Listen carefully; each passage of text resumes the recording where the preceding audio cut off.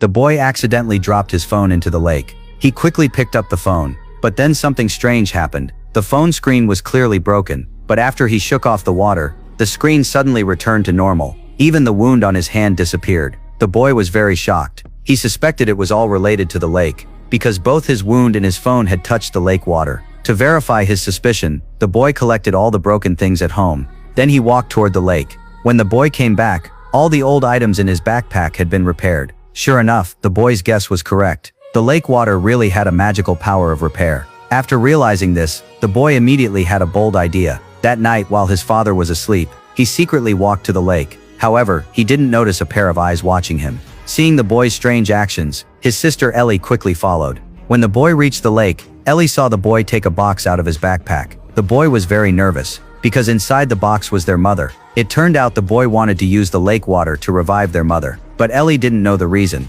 She rushed out and questioned the boy about why he brought their mother here. The boy panicked. He kept explaining, but Ellie didn't believe him at all. So the two began to struggle, but soon an accident happened. During the fight, Ellie's sketchbook fell into the lake. The boy used a branch to quickly fish the sketchbook out. Then he warned Ellie not to tell anyone about this. Before Ellie could answer, the boy noticed the lake water starting to boil. Seeing this, the boy quickly pulled Ellie away from the place. But when they returned home, Ellie suddenly told the boy that all the drawings in her sketchbook were gone. The boy was very shocked. At that moment, strange roars came from the forest. The boy immediately understood that Ellie's drawings might have been revived by the lake. The two were so scared they couldn't sleep all night. Ellie even hid in the wardrobe and didn't dare come out. The next day, their father came to wake them up. He saw Ellie inside the wardrobe. The father asked in confusion what she was doing. Ellie fearfully said she heard something knocking on the window at night. The father comforted her, saying it might just be a cute squirrel. But when he opened the blinds, he found the window covered in yellow paint. Seeing things getting worse, the boy had no choice but to confess.